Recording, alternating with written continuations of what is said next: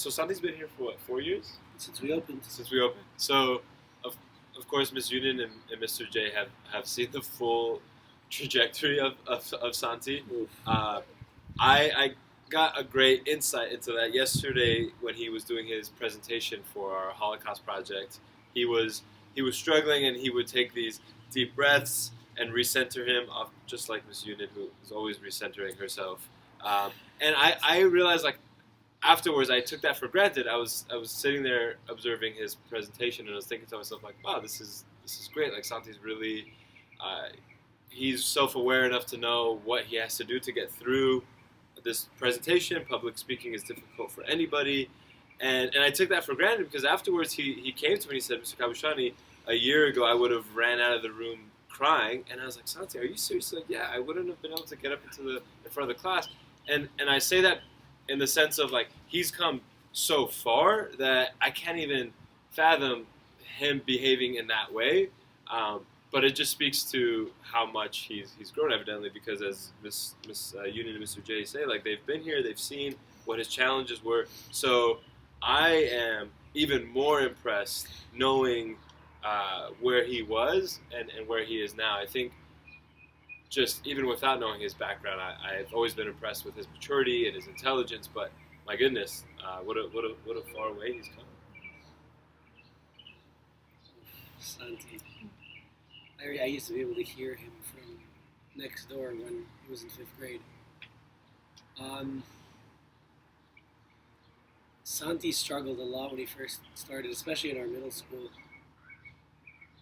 because he struggled with social intelligence and understanding how to navigate people and taking everything incredibly seriously. And if there's one thing we do well here that isn't always helpful, we know how to kind of wind each other up. You know, it's a school that loves a good roast. And at first, Santi could not handle that. Any provocation from any student would set him off. I mean, out of the classroom, crying, screaming, throwing things, like, set him off. And this year, when Santi won a medal for being one of the top 10 archers in the nation in his division, the archery organization has a tradition where if you forgot to take your arrows out of the target the previous round, you have to go make the walk of shame to get them, and the entire auditorium claps. When Santi started here, if you mispronounce his name, or I think they used to have like a nickname for him that wasn't even all that offensive, he would cry and scream and throw things. And now, 3-4 years later, here's a kid in front of 400 archers being kind of laughed at in a good-humored way because he forgot his arrows, and he walks up there like a complete ham and just to the crowd and starts working the crowd, right? Like 4 years ago, Santi would have been a nervous wreck. Now he's just having fun with it. But I think that exemplifies for me how much he's grown as a person. Absolutely. Yeah. The temper thing, I think I can add to. I'll never forget, because we all know Santi's mother's cooking, and she came in and she was making food one time, and there was this kid who would just grind Santi's gears, like. Anytime he looked at him, said anything to him, like, he knew he could just say anything, and it would upset Santi. And this was back when he was in 6th grade.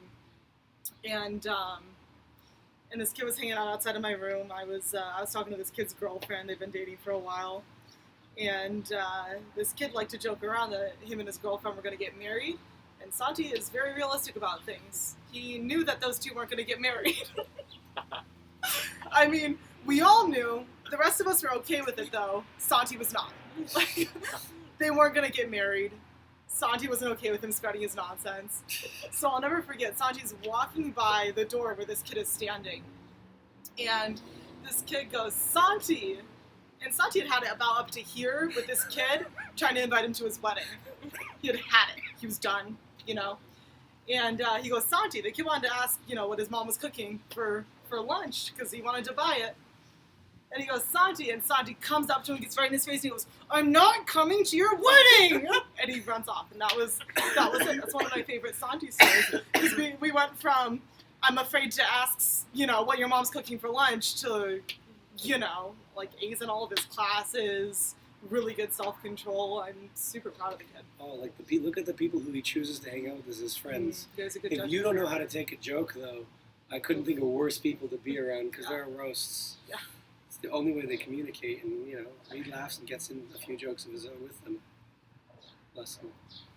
Yeah, in just a short period of time to see him repeatedly be a little upset about something and to either ask for help, which very few students do, or to be able to calm himself down, redirect, stay on task, and then finish the work 100% correct and with care is pretty unique.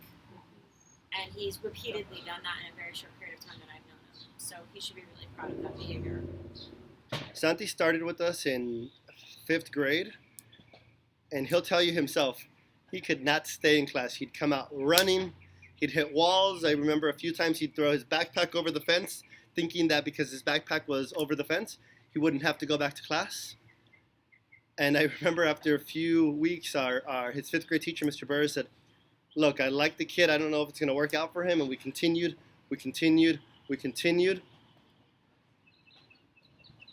And one of the things that we did well, that Mr. Burris did, as well as his middle school teachers, including Miss Union specifically, they never lowered the bar for him.